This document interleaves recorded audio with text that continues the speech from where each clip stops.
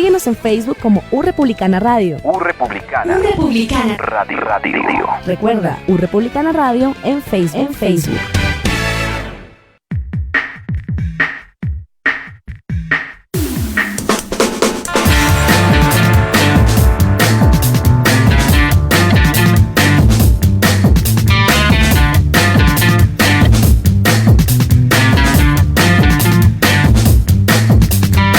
La Corporación Universitaria Republicana, en compañía de su Facultad de Derecho y con el apoyo de U Republicana Radio, les dan la bienvenida a este espacio llamado Actuemos en Derecho.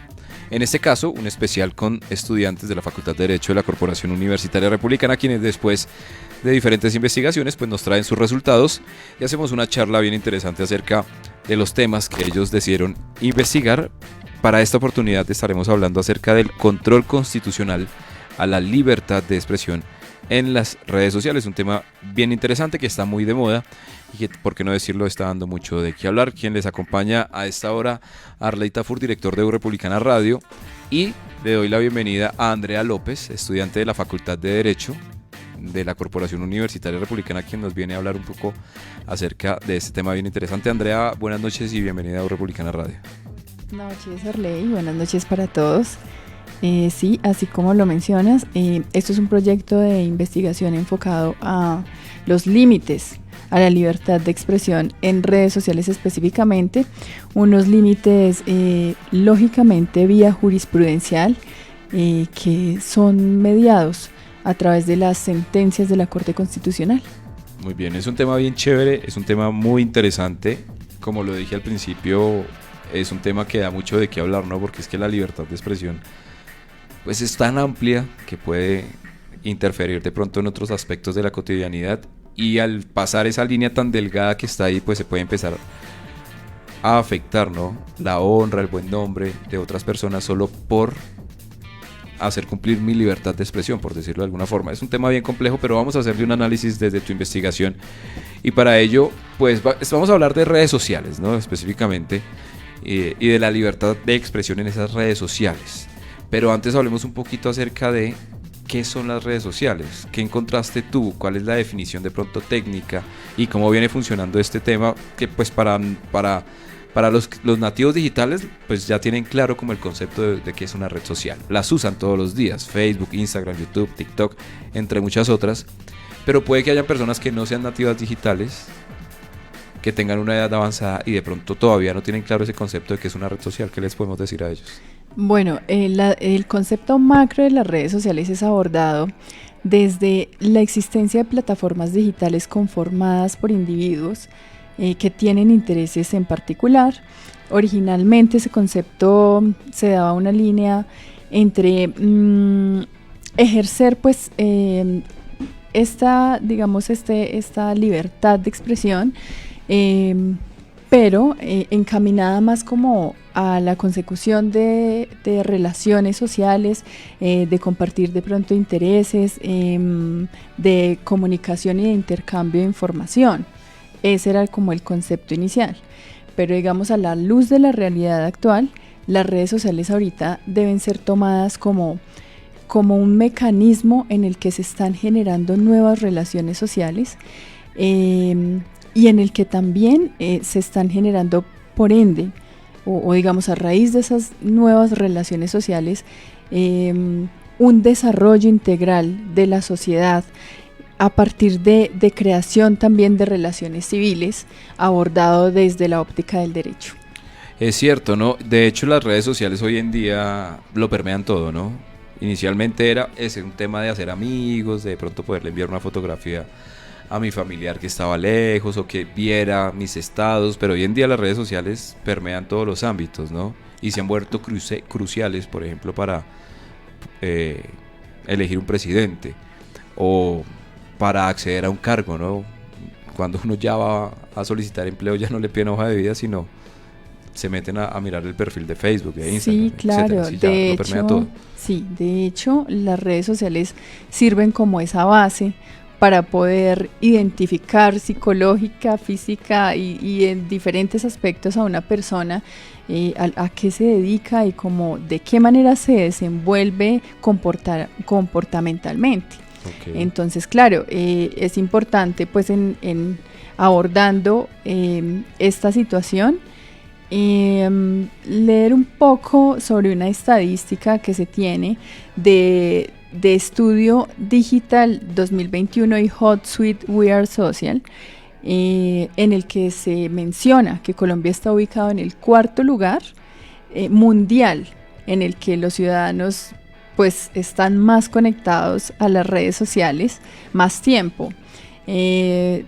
Aproximadamente 45.8 millones de usuarios, eso en relación al porcentaje que se tiene estimado de Colombianos, la población. de población colombiana en el país, que es de 52,8%, 52,8 millones, perdón, de colombianos. Entonces eso quiere decir que la incidencia de los colombianos en las redes sociales pues es muy alta, ¿no? es muy pues, alta. Para ocupar el 4º lugar a nivel mundial, pues digamos que sí, los colombianos consumimos mucho la red social, estamos mucho tiempo conectados, ¿no?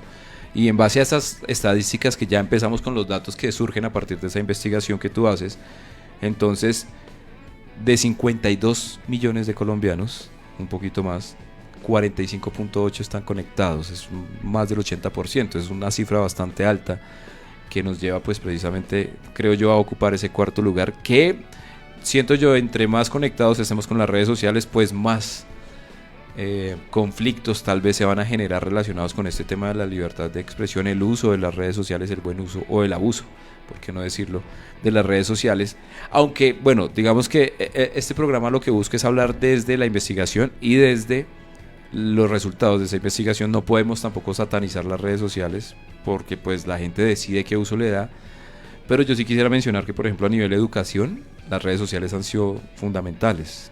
Sí. Y hay personas que a través de esas redes sociales realmente pueden llegar a otras personas, pueden llegar a otras poblaciones que de pronto no pueden verse de manera física, pero gracias a esa red social pues pueden hacer diferentes temas de esa relación social que debe tener un individuo, ¿no? En este caso la educación.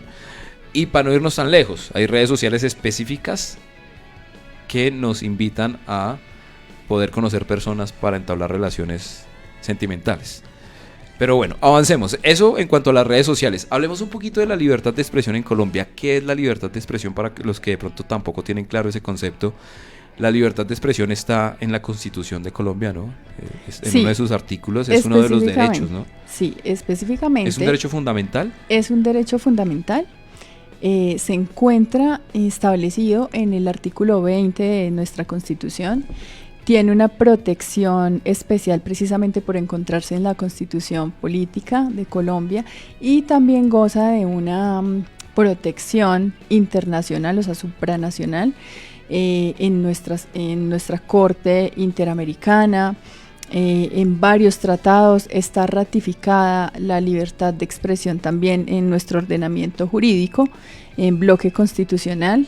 Entonces sí, la libertad de expresión de hecho tiene un ámbito de protección bastante amplio, pero precisamente pues se ha convertido en una polémica por la forma en que ha sido leída esa libertad de expresión, claro, en menoscabo de lo que pues hoy nos convoca, que es otros derechos fundamentales, que son el derecho a la honra, la intimidad y el buen nombre, que también están consagrados en nuestro artículo 15 de la Constitución. Ok, yo quisiera leer específicamente y puntual lo que dice la Constitución Política frente a eso de la libertad de expresión. Dice, se garantiza a toda persona la libertad de expresar, hasta ahí muy bien, y difundir su pensamiento y opiniones, hasta ahí pues también súper bien. Pero ese tema de las opiniones también a veces puede rayar un poco en el buen nombre y la honra. Es que hay que mirarlo como con lupa. También dice la de informar, que está perfecto, y recibir información veraz e imparcial. Pilas con eso, porque siento que también esa parte de información veraz e imparcial es la que finalmente termina rayando con el buen nombre, con la honra, con eso que ya estaremos también mirando de fondo. Y la de fundar medios masivos de comunicación, que pues en Colombia para nadie es un secreto, pues digamos que sí, cualquier persona puede crear un medio masivo de comunicación y darle el uso que mejor le parezca. Pero ojo, no podemos caer entonces en justificar un abuso para con otra persona en nuestra libertad, entre comillas, de expresión. Pero ya vamos a continuar con nuestro análisis. Bueno, ya sabemos qué es la libertad de expresión, ya sabemos qué son las redes sociales. Ahora, ¿cómo entra ese control constitucional para que precisamente no haya ese choque? Porque finalmente las redes sociales, siento yo, van ligadas a la libertad de expresión en lo que nos dice el artículo 20 de poder expresar pensamientos, opiniones, informar. Y si te das cuenta, hoy las redes sociales se volvieron no solo en un canal de poder hacer una relación, ¿sí? De poder entablar, digamos, una relación con otras personas, sino que nos sirve para comunicarnos, para informarnos.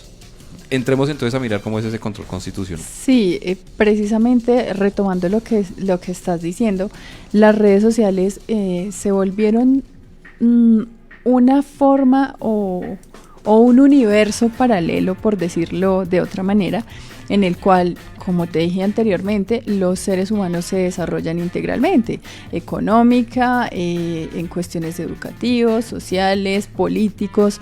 Ya sabemos que pues precisamente las herramientas o los canales que utilizaban anteriormente los políticos para hacerse conocer y para difundir de pronto pues sus aspiraciones, pues ya todo en sí lo abarcan las redes sociales, y de hecho es una forma incluso mucho más específica para encaminar o para leer una estadística a través de esas interacciones de las personas sobre precisamente cuál es como el foco que tienen y el nivel de aceptación. Pero entonces, antes de continuar, yo creo que es importante diferenciar la libertad de expresión y de comunicación. Okay. Entonces, cuando leías... Aunque están en el mismo artículo. Exactamente, ¿no? Estando en el mismo artículo constitucional, se diferencian, porque la libertad de comunicación, de hecho, tiene un ámbito de protección más reducido. ¿Por qué? Porque la libertad de comunicación no se cierne sobre una opinión que tenga una persona, sino que tiene ya la responsabilidad de comunicar hechos y veraces, dice ahí. Capaces, claro. Digamos que la veracidad es como el límite que tiene esa libertad de comunicación. Entonces, así como lo menciona, por ejemplo, a través de esa regulación que se hace en el decreto 2591 del 91, que es el que regula la acción de tutela y el que menciona cuáles son, digamos, los requisitos de procedibilidad, por decirlo así, para poder acceder a la acción de tutela. Entonces, ¿por qué menciono ese decreto 2591? Porque precisamente esa es la vía que ha tomado pues la mayoría de personas que han sentido que su buen nombre y su honra ha sido menoscabada, para poder acceder a esa, digamos, entidad que goza de prerrogativas especiales, que es la Corte Constitucional en esa materia. Y esto, digamos, haciendo un breve inicio, ¿no?, de cómo a través de los medios de comunicación, que es un derecho fundamental, se puede llegar a violar la honra de una persona, ¿no? De muchos programas relacionados con el entretenimiento y los chismes, la farándula, como que caen mucho en eso, ¿no? Usan pues el poder que tienen para comunicar, lo llevan, obviamente hoy ya se extiende no solo a televisión y radio, sino se extiende a redes sociales, y terminan pues entutelados o en problemas así graves por las personas que mencionan, porque muchas veces no es cierto, ¿no? O muchas veces lo hacen sin consultarle a la persona, violando, nuevamente repetimos, el buen nombre y la honra de esta persona. Tenemos una pregunta central, ¿no?, para esta investigación, que es, la voy a leer: ¿de qué manera operan los límites que se han planteado vía jurisprudencia de la Corte Constitucional a la libertad de expresión e información en redes sociales, encaminados a proteger los derechos a la honra, la intimidad y el buen nombre? Son tres palabras allí fundamentales. Ya estaremos hablando del tema de la intimidad, ¿no?, que eso sí como que raya directamente con el uso que se le dan a las redes sociales cuando se publican fotos, videos y cosas como que son muy privadas, muy íntimas, ¿no? Aduciendo a que yo lo quiero hacer porque es mi cuenta o es mi red social y es mi perfil, y entonces no pasa nada. cuando sale otra persona, ¿no? Que eso pues creo que es un delito y es bien grave, ¿no? Por estos días, a raíz de muchos escándalos que precisamente han ocurrido con personas muy famosas o muy populares, que terminan pues cayendo en eso. Para darle respuesta a esa pregunta, ¿tú qué metodología usaste? Bueno, la metodología que se utilizó en esta investigación es de carácter descriptivo y explicativo, en tanto que por un lado se pretende dar cuenta del desarrollo jurisprudencial asociado a los límites a la libertad de expresión en redes sociales, y por otro la forma en que pues se han suscitado diferentes debates a raíz de cómo la sociedad está leyendo esos límites y pues cómo digamos este fenómeno de las redes sociales ha operado y pues pareciera, porque yo creo que es al momento de ingresar a las redes sociales donde la sociedad o el individuo se despoja de sus obligaciones también constitucionales, porque pues así como tenemos derechos, pues también tenemos obligaciones, tenemos deberes. Entonces, a raíz como de ese anonimato y de esa protección excesiva que se le ha dado, cómo el individuo pues se desempeña en las redes sociales. Muy bien, yo quisiera invitar a quienes nos siguen en la transmisión a que nos dejen sus preguntas, sus comentarios relacionados con ese tema. ¿Creen que hace falta de pronto más legislación para controlar ese tema de la libertad de expresión en las redes sociales y no justificarlo con que es algo de con que es un tema comunicativo o informativo? ¿Qué sienten ustedes? ¿Sienten que la libertad de expresión se le da mucho poder a la libertad de expresión y precisamente termina entonces opacando otros derechos como el buen nombre, la honra, etcétera? Déjenos allí sus comentarios y sus preguntas. Si tienen alguna pregunta frente al tema, aquí estamos con nuestra investigadora, nuestra estudiante Andrea López, pues tratar de darle respuesta, ¿no? Desde lo que se investigó. Bueno, hablemos un poquito de ese eje problemático. ¿Cómo se logra? ¿Cómo se consigue? Bueno, precisamente digamos que el eje problemático, para abordar el eje problemático tenemos que hablar desde cuándo empezó esa libertad de expresión en redes sociales a ser como a generar, digamos, inconvenientes. A generar ya controversias, y, ¿no? Sí, y digamos que esa colisión entre derechos fundamentales, que es lo que estamos abordando en este momento. De esa red social que se veía como tan positiva, tan bonita, tan chévere, vea, sí, puedo ver las fotos, puedo subir mis estados y sí, llega un momento en que, uy, pero ¿y esta foto qué hace ahí? Esta foto no debería estar ahí porque esa foto es mía, es privada, es personal. Sí, estrictamente yo creo que esa materialización digamos, de esa nueva forma de organización social que comenzó por lo que tú estás mencionando, pues claro, trajo grandes cosas, porque es que el desarrollo humano no solamente implica una comunicación entre nosotros, sino pues también conflictos que se derivan de esas nuevas formas de comunicación que estamos abordando ahora. Pero entonces comencemos por decir que, digamos, el artículo 20 que estamos mencionando, que digamos menciona la protección a la libertad de expresión y el derecho pues a crear medios de comunicación y demás. El artículo 19, consagrado internacionalmente y protegido internacionalmente, pues vienen, digamos, estableciéndose con esa imperancia desde el 91, incluso desde antes, desde hace mucho tiempo antes, cuando lógicamente las redes sociales como nosotros las estamos viendo en este momento no existían, no, digamos, estaban tan masificadas a raíz de la globalización, que ese es otro tema. Sino que tenían, digamos, esa libertad de expresión estaba un poco más enfocada a los medios de comunicación. Entonces, en aquel entonces, los medios encargados de difundir información, pues eran los periódicos, eran, digamos, que las cadenas radiales y televisivas. Entonces, era mucho más digamos, Era como acertado. más fácil controlarlo, ¿no? Sí. Había, como se dice coloquialmente, un doliente. En este caso era el nombre Exactamente. del medio, el nombre del periodista, El que, nombre del que periodista. generalmente eran personas muy reconocidas. Sí, exacto. Y a raíz de esto, pues como lo mencionaba anteriormente, el decreto 2591, que precisamente pues tenía ahí, digamos, consagra ahí mismo ese derecho a solicitar la rectificación.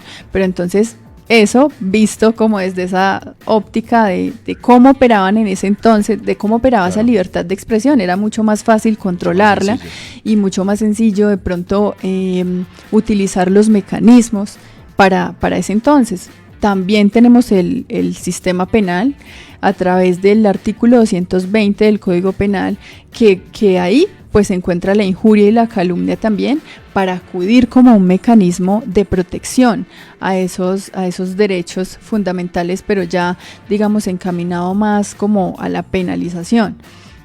Okay. Entonces,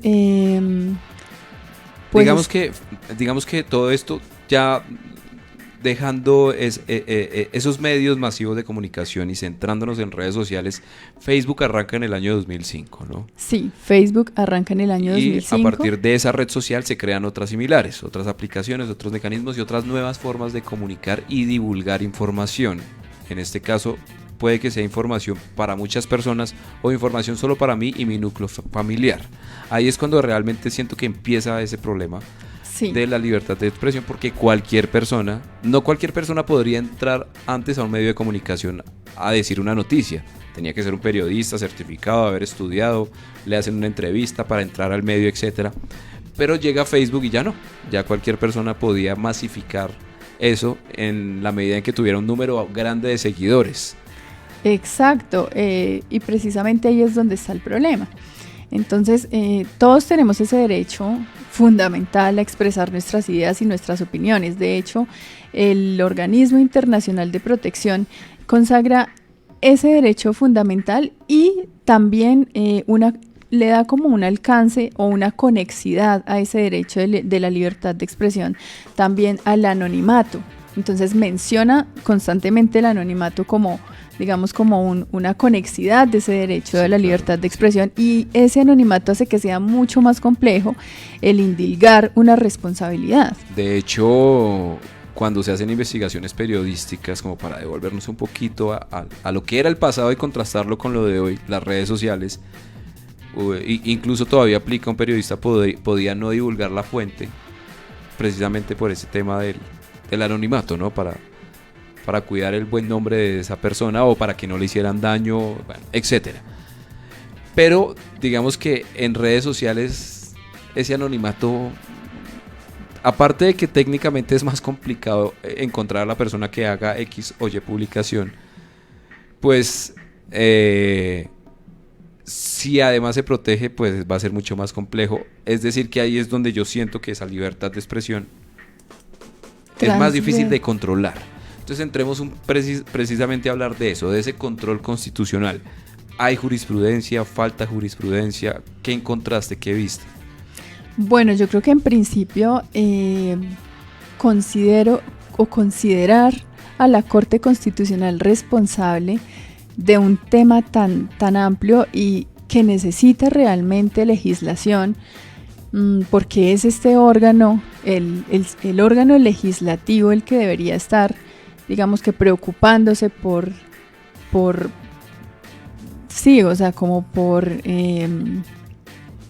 establecer como a través de su sistema, de un sistema legislativo, pues como ese control o regular un poco el tema de la libertad de expresión. Fíjate, como ahorita hablábamos del decreto pues 2591, sí, que regula la acción de tutela.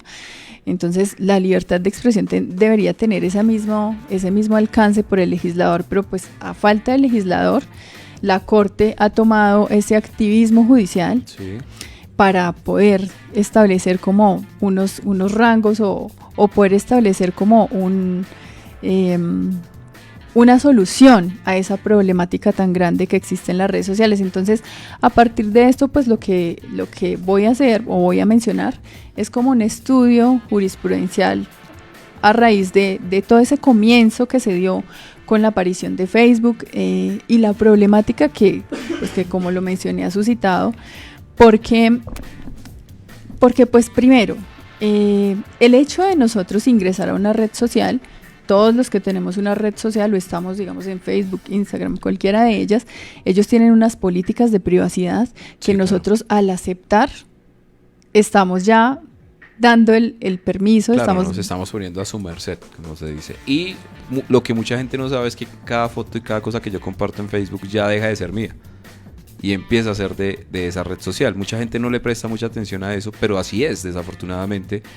Y antes de que empieces a desarrollar ese tema relacionado con la jurisprudencia y qué ha pasado, digamos, en los últimos años en ese sentido, a falta de legislación, el papel que ha tenido que entrar a hacer la Corte Constitucional.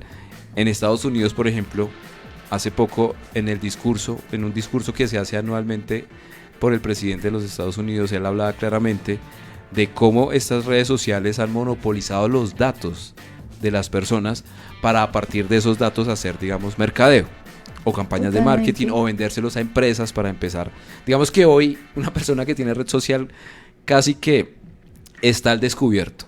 Sí, esa red social ya sabe usted dónde vive, cómo se llama, cuántos años tiene, todo lo que hace en el día a día y puede enviarles estrategias comerciales, ¿sí? Para vender. Pero ellos dijeron, no, vamos a hacer, a falta de esa legislación que no solo ocurre en Colombia, eso hay que mencionarlo, no solo no la hay en Colombia, falta en muchas partes del mundo porque además es algo como, entre comillas, nuevo, pero en los Estados Unidos se están poniendo como más serio con ese tema legislativo y van a empezar a mirar realmente qué van a hacer con ese tema de la captura de datos de estas grandes empresas. No voy a mencionar nombres, pero todas las conocemos, las usamos a diario, ¿sí? Mencionamos a Facebook particularmente porque fue la primera red social como masiva que se popularizó y hoy tiene más de 200 millones de usuarios, que es un número muy importante y creo que me estoy pifiando en la cifra porque creo que son como 600 millones de usuarios que tiene esta red social. Entonces, dejando eso claro, en Estados Unidos dijeron, bueno, vamos a empezar a legislar. En este caso en Colombia no, o no mucho, el legislativo no tomó esa decisión y ahí es donde dices tú, entra la Corte a partir de casos puntuales empezar a sacar una serie de sentencias. Hablemos de ello. Sí, bueno, pues digamos que dándole como un contexto. Un contexto como lo que estaban mencionando sobre en otros países, sobre como un derecho comparado. Sí, precisamente en Brasil, en Estados Unidos, en Alemania, tienen ya sistemas de inteligencia artificial que prevén instantáneamente una violación a la intimidad, a la honra y al buen nombre. Entonces, muchas personas lo ven de pronto como un sistema más de censura que de protección. Pero, digamos, el mismo organismo internacional, a través de la Declaración Universal de Derechos Humanos, menciona la libertad de expresión, pero menciona que también tiene límites, sí, y que debe existir una responsabilidad social y que esta libertad de expresión no puede ir en menoscabo, no puede desarrollarse en menoscabo de la honra y del buen nombre. También es mencionada, digamos que internacionalmente. Pero bueno, entonces vamos a pasar, digamos, al desarrollo jurisprudencial, a, digamos que la forma en la que la Corte se ha pronunciado al respecto. Y para eso pues tenemos que empezar desde el año 2006, porque precisamente digamos que el sistema bajo el cual los ciudadanos, digamos que nos dirigimos a la acción de tutela para proteger nuestros derechos fundamentales, pues tiene que tener un argumento, porque precisamente la acción de tutela goza de esa, o no goza, simplemente está revestida de esa, digamos, subsidiariedad.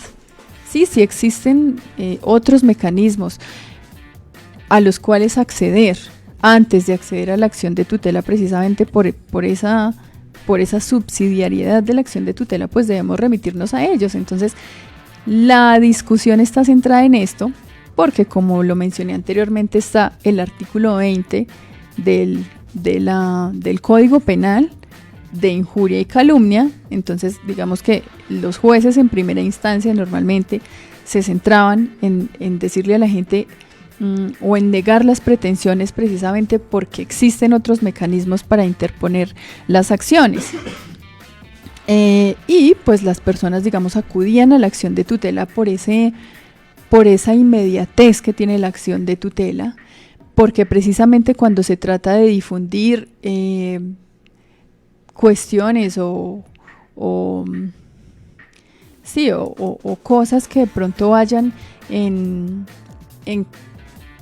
contra Sí. de la honra y del buen nombre de una persona, pues la difusión a través de los medios de comunicación o de las redes sociales se hace de forma casi que inmediata. Entonces acudir a otros mecanismos o otros sistemas como el Código Penal o como de pronto una acción civil, pues como lo menciona la Corte en varias de sus sentencias, pues no es el mecanismo idóneo al momento, porque pues lo que se pretende es evitar que se difunda o que se propague con esa celeridad algo que pueda afectar directamente a la persona. Entonces iniciamos con la sentencia T959 del 2006.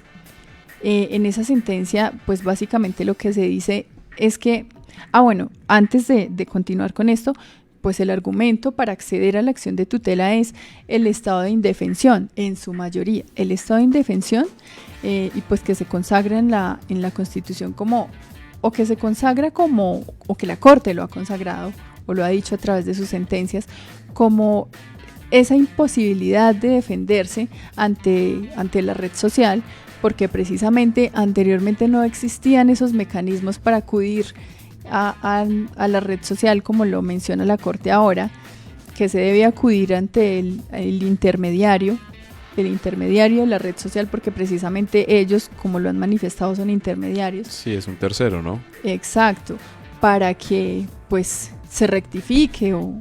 Sí, digamos que finalmente ellos en teoría no tendrían la culpa de lo que la gente quiera publicar o quiera decir, pero sí tienen la culpa de no tener unas políticas muy claras o unos mecanismos para, en el momento en el que se esté diciendo algo malo de alguien o se esté publicando algo, una foto, un video nocivo para alguien, ellos lo restrinjan de manera automática, ¿no? Ellos, digamos que las redes sociales en ese tema han venido haciendo como muchos ajustes, en donde si eventualmente los bots o los robots detectan de pronto una publicación que es falsa, una fake news o palabras que de pronto sean nocivas y que el sistema detecta que pueden herir la susceptibilidad de alguien, de un grupo, etcétera, racismo y todo este tema, como que lo bloquea, ¿no? Sí. Pero aún así se cuelan una cantidad de informaciones y una cantidad de fotos y una cantidad de videos, y todos los días vemos como Pepito denuncia a Pepita porque esto, porque me subió esta foto, porque me sacó este video, porque me hackeó el teléfono y me lo subió a la red social, porque me robaron el teléfono. Y milagrosamente a los 2 días aparecen los videos que esa persona tenía de manera personal rondando por redes sociales. No hay un control de ese tercero, y creo que ahí es donde el tercero falla. Sí, de hecho, mira que sí se ha venido dando un desarrollo de ese tercero, que, como lo mencionas tú, de ese intermediario, porque ese fue como la connotación que se le dio y en la que ellos en varias ocasiones se pronunciaron. Pero sí ha venido teniendo un desarrollo, porque inicialmente no pasaba nada de eso. Tú ahora ves que de pronto en alguna publicación tienes la opción de denunciar y tienen como diferentes tipos de clasificaciones para las denuncias. ¿Por qué la está denunciando, etcétera? Pero debió abordarse desde hace mucho tiempo, claro, que una red social no es, digamos que no está legitimada para ejercer esa acción de denunciar. Entonces, esa parte, por ejemplo, no se ha abordado. Podríamos decir que el legislativo en este país y en muchos otros le dejó esa carga entonces a la red social. Sea usted el que no permita que esto ocurra. Exacto, pero de hecho ni siquiera fue el legislativo, porque precisamente esa es la discusión hoy también, que el legislativo realmente no se ha pronunciado al respecto. No, el legislativo sabe que ya hay unas medidas de censura, entre comillas, o de no permitir la publicación de ciertos contenidos, la denuncia de ciertos contenidos, entonces dijo, pues ya relajémonos, no hagamos nada, porque ya ese tercero, ese intermediario lo esté haciendo. Sí, bueno, recordemos que el legislativo a través de esa elección popular debe mantener también, debe mantener ante la sociedad como esa imagen de menos, aunque ellos también pues emiten leyes que son restrictivas, pues meterse de pronto con la libertad de expresión, que es una cuestión que es Sí, es un derecho fundamental. Sí, es un derecho fundamental y además en las redes sociales que está absolutamente masificado. Yo creo que también tratado por organismos internacionales, pues yo creo que no, a ninguno le convendría de pronto tanto a su popularidad. Recordemos en ese aspecto que hay senadores que, por ejemplo, tienen banderas de hace muchísimo tiempo acerca de la castración o de la muerte para violadores de niños y demás, cuando ellos saben y entienden que eso es absolutamente imposible, que en nuestro ordenamiento jurídico jamás existiría eso, pero eso es una bandera que les sirve para mantenerse donde están. Entonces sí, delegada realmente la función por la Corte Constitucional a través de sus sentencias, que en muchas de ellas menciona que pues precisamente delegarle esa función o esa responsabilidad al intermediario de redes sociales de censurar, porque ellos dicen que delegarle esa responsabilidad es delegarle también ese poder para que censure y para que modifique o manipule las opiniones en las redes sociales. Pero entonces eso lo menciona la Corte en algunas de sus sentencias, pero realmente sí le están dando el poder, porque realmente lo que están diciendo es que uno de los mecanismos principales para poder acceder a la acción de tutela como un mecanismo de protección a los derechos fundamentales es que se haya hecho la denuncia ante el previa, sí, la solicitud de rectificación a través del mecanismo de autocomposición como un mecanismo alternativo de solución de conflictos, porque se supone que a través de las redes sociales es imperativa como la equidad social. Entonces lo primero es solicitarle a la persona que hizo la publicación, lo segundo es acudir al intermediario para que pues él estudie, pero entonces la legalidad, o sea, ahí se estaría ante una situación antijurídica. ¿Sí? ¿Por qué? Porque el intermediario de una red social no tiene como esa función, o se le está delegando una función legislativa, o se le está delegando una función de definir la legalidad o ilegalidad de algo que él no debería tener esa carga o no debería tener esa delegación de revisar o esa función realmente. No es el intermediario el que debe tener esa función, sino el legislador. Y de hecho hubo una audiencia convocada en el 2018, una audiencia pública que con la que la Corte pretendía, a través de este número tan elevado de situaciones alrededor de la libertad de expresión, la Corte lo mencionó. Dijo que necesitaba elementos de juicio mayores, porque sí, pues como ya lo sabemos, por ejemplo, existen juzgados especializados en materia civil, en materia penal, pero en materia constitucional no. Y en ese caso, pues citar al doctor René Moreno, que es un docente de acá de la universidad, claro, un excelente docente. Gran amigo de esta casa, hemos hecho varios espacios con él. Un saludito muy especial al doctor René Moreno. Sí, citarlo porque precisamente sí faltan tribunales especializados en esta materia para que la Corte no se saturen en esta materia y para que se tengan elementos de juicio mayores. Como lo mencionaba anteriormente, la gente, a las personas que han considerado vulnerados sus derechos fundamentales han acudido a la acción de tutela como ese único mecanismo que eficazmente va a frenar esa vulneración. Pero entonces, en primera instancia, normalmente lo que siempre se dijo fue no, ustedes realmente no se considera que esté vulnerado sus derechos fundamentales porque existe la acción penal, porque existe la acción civil. Entonces, en su mayoría tenían que ir a sede de revisión para que realmente fueran tomados en cuenta a quienes les aceptaron la acción de tutela como el mecanismo y les protegieron. Accedieron a sus pretensiones y protegieron, fue en sede de revisión de la Muy Corte bien. Constitucional. De todas esas sentencias que han salido desde 2006 hasta ahora, porque el tiempo se nos pasa muy rápido, ¿cuál crees tú que fue de pronto la más interesante, la que más te llamó la atención de todo eso que investigaste? Bueno, pues existen varias. En todas estas sentencias que yo revisé, mencionemos la sentencia 277 de 2015, la sentencia T110 de 2015, en la que la Corte le dice le dice a la primera instancia, al juzgado de primera instancia, que aunque una situación sea antijurídica y se configure realmente la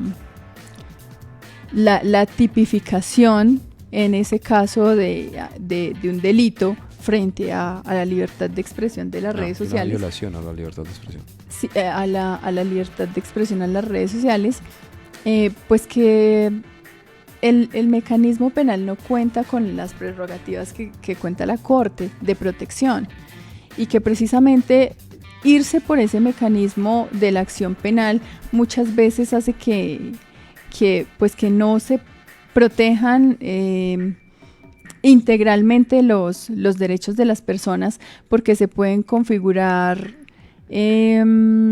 presupuestos objetivos o subjetivos que excluyan la responsabilidad penal. Por ejemplo, esa sentencia, la 420 del 2019, ya para adelantarnos un poco más en el tiempo, es aquella que tú mencionabas, ¿no? Solo se procede cuando se considere, cuando el agraviado haya agotado pues la solicitud de retracto ante el particular, reclamar ante la plataforma donde se publicó la transgresión, siempre y cuando en las reglas de la plataforma exista la posibilidad de reclamación. Menciona además la simetría como la regla general en las relaciones sociales, otorgando a la autocomposición el título de herramienta primigenia, y a la acción de tutela el mecanismo residual. Debe además constatarse de la relevancia constitucional del asunto. Digamos que ahí la Corte pues como que da y no, ¿sí? O sea, como que hay ahí, como que dice, bueno, ¿hasta dónde puedo llegar? Porque finalmente sí está ocurriendo el delito, o sea, sí se está dando la violación, y tan es así que le pide a la persona que le diga a la persona, pues que es bien complejo, ¿no? Que le diga a la persona que hizo la violación que se retracte. Pero pues en las redes sociales hay un anonimato. Yo quería hacerte una pregunta y no sé si tienes la respuesta de este tema, y es: cuando la persona le dice, digamos, yo tengo una relación con Pepito, y Pepito subió una foto mía porque tuvimos una discusión, ¿no? Y digamos en venganza subió esa foto mía. Entonces yo le digo a Pepito, o sea, ¿por qué hace eso si eso era algo privado? Y yo ya sé que, y digamos el establecimiento ya sabe que fue Pepito y sabe dónde está Pepito. ¿Pasa algo penal con Pepito por haber hecho eso? ¿O solo con que se retracte y baje la foto ya y listo? Dependiendo de la vía que digamos tú en ese caso hipotético tomes para acceder a, digamos, a una pretensión. Si lo que tú pretendes es un castigo realmente, o digamos una consecuencia penal a raíz de esto, que lógicamente lo tendría, pues tú accederías por la vía penal. En caso, digamos, de acudir por la vía constitucional, pues como lo dice el legislador en la sentencia 420, la Corte Constitucional, en la sentencia 420 de 2019, lo que se debe hacer, o sea, ya digamos en este caso estricto de la sentencia 420 de 2019, es una sentencia de unificación. Es importantísima porque ya marca, digamos, la vía. Sí, ya al menos la persona sabe cuál es el paso a paso. Sí, ya, o sea, ya digamos ahí se dirimieron algunos conflictos. Antes de esto, en el 2018 se celebró la audiencia pública en la que fue invitado Facebook, los representantes legales de Facebook, Google, todas las plataformas digitales y muchos expertos en la materia, porque la Corte pues precisamente necesitaba esos elementos de juicio para poder fallar correctamente. Y a raíz de esa audiencia pública, pues llega la sentencia de unificación 420 de 2019. Hay que anotar además que en esa audiencia pública se manifestaron algunos de los representantes legales diciendo que estaban muy preocupados porque la Corte le estaba delegando a ellos esa responsabilidad de determinar qué era jurídico o antijurídico, que podía estar, o sea, a pesar de que dicen que ellos no son responsables, pues les están delegando esa responsabilidad. Entonces, se manifestaron diciendo que estaban preocupados. En muchas sentencias de las que tenemos acá y que estudian en mi proyecto de investigación, en algunas se pronunciaba Facebook pidiendo que se negaran las pretensiones porque las personas no habían acudido ante ellos para que se accediera, digamos, a hacer una revisión de la publicación en particular. Pero, por ejemplo, por su lado Google manifiesta que ellos no son los competentes en esa materia. Entonces ahí existen como unas cuestiones. ¿Y tú qué crees? ¿Tienen razón estas redes sociales? ¿No la tienen? ¿Tú qué opinas desde tu punto de vista como uno, pues estudiante de Derecho, dos, pues una ciudadana colombiana que de pronto puede, ¿por qué no verse inmersa en este tema? Y tres, una persona que asumo tienes redes sociales. ¿Quién debería apoyar, digamos, a esa persona a la que se le está violando el buen nombre o la honra o a través de una publicación en redes sociales? Realmente el legislador. En el 2019 se cayó un proyecto de ley que iba encaminado a reglamentar, ya te digo cuál precisamente. Creo que era el 179-18S, ¿sí? Proyecto de ley 179, exactamente, 179. En el 2018, por el senador José David Name Cardoso. Entonces dice que es por medio del cual se crean normas de buen uso y funcionamiento de redes sociales y sitios web en Colombia.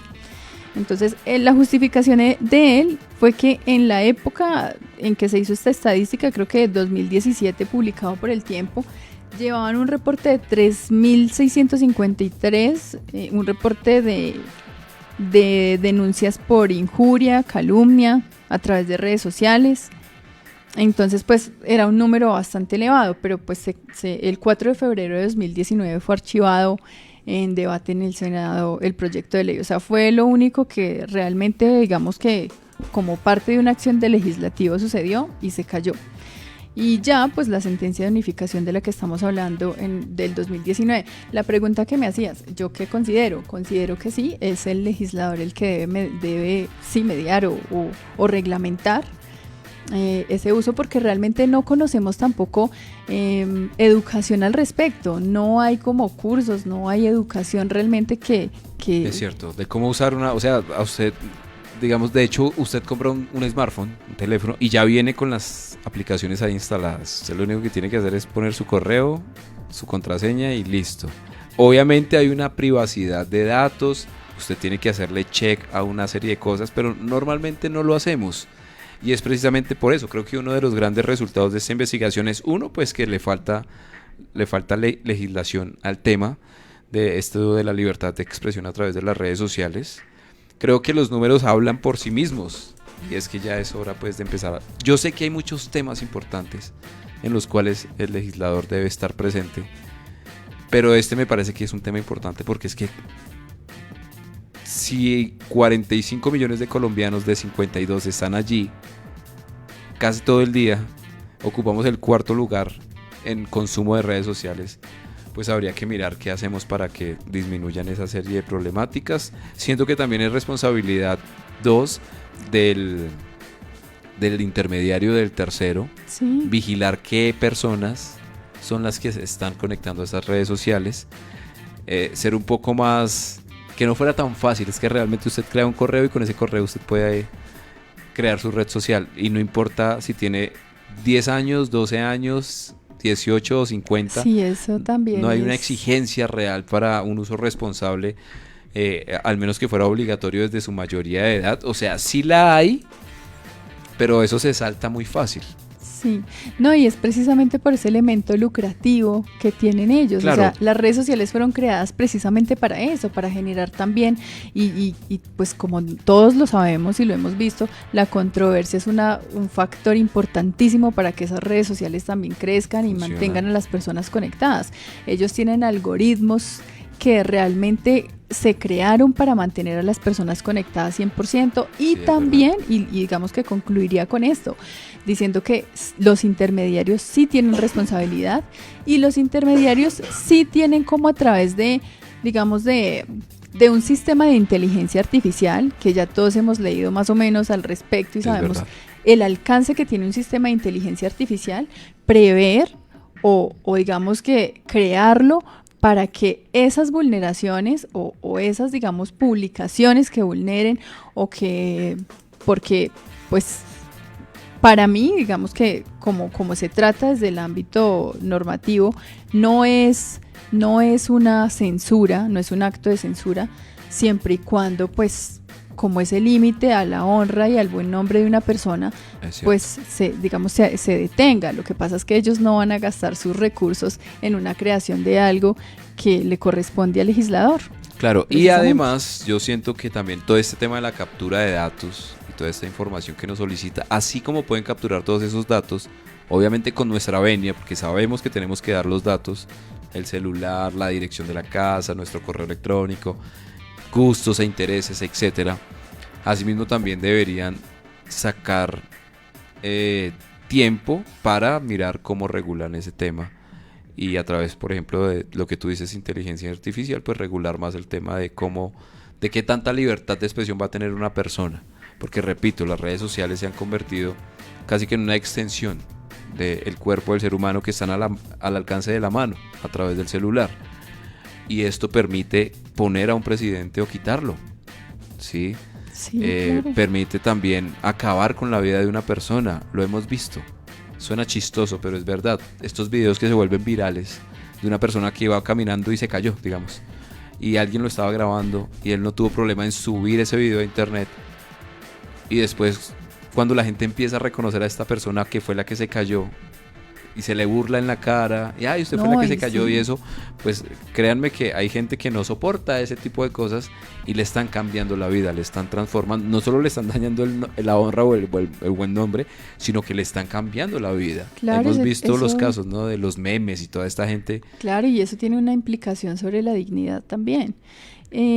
Digamos, redondeando la parte de, ya digamos, de la sentencia de unificación 420 del 2019, la Corte lo que dice es que deben existir parámetros para determinar la relevancia constitucional de la vulneración.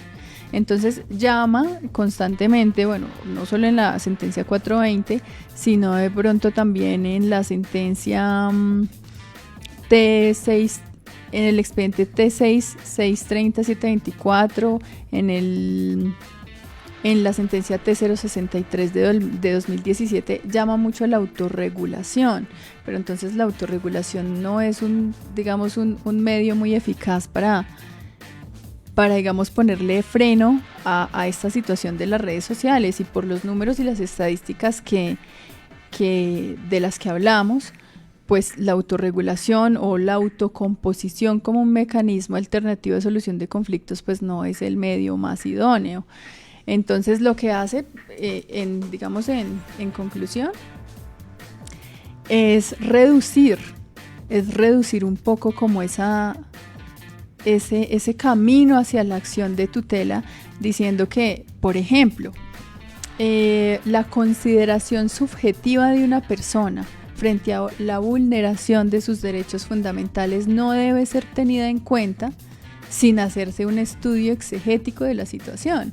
Entonces, el estudio debe estar basado también en el número de seguidores, en el medio por el cual se haga la publicación. El número de seguidores, ¿por qué? Porque el número de seguidores pueden causar de pronto una corriente que genere un daño más grande. No es lo mismo hacer una publicación que mira a una persona a una que miran 100 o a una que miran 1.000.000, ¿no? Son varias consideraciones que sí hay que tener en cuenta. Siento entonces también que una última conclusión es algo que mencionabas tú, y es el tema de usar como con discreción, pero además con conocimiento, es decir, como estudiar realmente en qué nos estamos metiendo cuando vamos a usar una red social. Y también pues tener cuidado, ¿no?, con el uso de nuestros datos, con el uso de nuestras fotos, de nuestros videos, en quién confiamos, a quién le damos acceso a esta información y a quién no, porque dicen que internet es para siempre. Sí. Y una vez que la información sube, es muy difícil que se baje de la nube. O al menos eso se creía hasta hace un tiempo. Creo que ya a nivel internacional se han visto casos de personas que eventualmente le suben una información que es errónea. Y pues hay que hablar con Google para que la baje, para que la borre, porque pues no es cierto, no es real. Y son procesos que se demoran, pero creo que sí han ocurrido ya varios hechos en donde salen fake news de personas diciendo que cometieron, por ejemplo, un delito. Resulta que era mentira, fue alguien que le dio por subir esa foto diciendo que él era un violador, tal. Pero eso no solo se quedó en Facebook, sino que traspasó. Y cuando usted busca violador de niñas, sale literalmente la foto de la persona en Google y la persona totalmente inocente. Pero hay gente que cree en eso, y entonces ya no solo está en Facebook, ya no solo está en el buscador de Google, sino que la comparte por WhatsApp. Y entonces este ciudadano puede ir por la calle y alguien se lo encontró y pensó que esta persona había cometido ese delito y le quitó la vida. Pero ya han habido varios casos en donde se puede hablar con Google para que borre la información. Sí, y pero es complejo. Sí, en el caso del anonimato también tengo una sentencia en la que precisamente tuvo que ir, bueno, en primera instancia se le negó, en segunda instancia se le negó, pero en sede de revisión se le aceptó una parte de la sala de la Corte Constitucional, pero entonces luego ya, digamos, la sala plena de la Corte Constitucional vuelve y niega y dice que no fueron tomados elementos de juicio suficientes y que de esa forma pues estaba restringiendo. Sin embargo, le solicitó a Google que la persona, porque se trataba de una persona anónima que hizo una publicación en un blog sobre un negocio de una persona que pues robaba y pues intentando de ese modo desprestigiar la empresa de la persona se pronunció al respecto y utilizó el mecanismo de la acción de tutela para defenderse. Que es como lo único, entonces también sería uno de los grandes resultados, es que... Pero en ese digamos, el efecto de esto es que procesalmente también se encuentran muchos obstáculos, porque el derecho de defensa y contradicción ahí se ve afectado si la otra parte pues es anónima. Entonces, ¿cómo se ejerce ese derecho de contradicción? En ese caso, lo que hizo la Corte fue solicitarle a Google que pues le expidiera los datos del supuesto anónimo para poder correr traslado de lo que estaba sucediendo y que se pronunciara. Nunca se pronunció. Pero entonces es preocupante que la Corte, por ejemplo, en esta sentencia diga que la vía pues correcta para solicitar esta rectificación sea el mismo intermediario, que es el que dice nosotros no somos competentes. Claro. Entonces ahí se están afectando los fines esenciales del Estado. Se está viendo, por ejemplo, materializada una cuestión antijurídica, y entonces no, o sea, ¿quién responde por esta situación? Bueno, ahí está, pues esos son los resultados de esta investigación. Sí hay cierto control constitucional, pero falta todavía muchísimo, creo yo, en esta materia, en este tema. Pues me alegra mucho haber compartido estos minutos contigo para hablar de este tema tan importante. Pilas con lo que suben a las redes sociales, pilas con a quién le sueltan sus datos. Lea muy bien antes de dar clic o de dar aceptar en alguna aplicación, en algún juego, en algo que estén descargando sus teléfonos. Y también pilas, ¿no?, con lo que ustedes publican. A veces uno, en medio pues de la calentura, como se dice coloquialmente en nuestro país, o en medio de esa emoción que puede ser positiva o negativa, termina uno publicando cosas que no debería publicar, porque son cosas íntimas de uno, de usted, de su pareja, de su núcleo familiar. No todo hay que publicarlo en redes sociales. Las redes sociales siento que no son para eso. usted verá qué uso les da, pero la recomendación es que cuide muy bien lo que publica, porque como vemos no hay mucha legislación, pero ya está saliendo. No queremos que usted se meta en un problema por publicar a partir de la emoción y no de la razón. Así que muchísimas gracias por acompañarnos. Andrea López, gracias por acompañarnos. Y pues esperemos que esta investigación deje, digamos, pensando a nuestros oyentes o seguidores frente a cómo se están comportando o cómo nos estamos comportando con el tema de la libertad de expresión en las redes sociales. Bueno, Arley, muchas gracias a ti por este espacio tan importante. Esto es un tema pues que nos concierne a todos y pues más responsabilidad, y las redes sociales no son el mecanismo para hacer denuncias ni generar pues este tipo de inconvenientes. Así es. Cuídense mucho, nos vemos en una próxima oportunidad con estos espacios de Actuemos en Derecho. Síganos en todas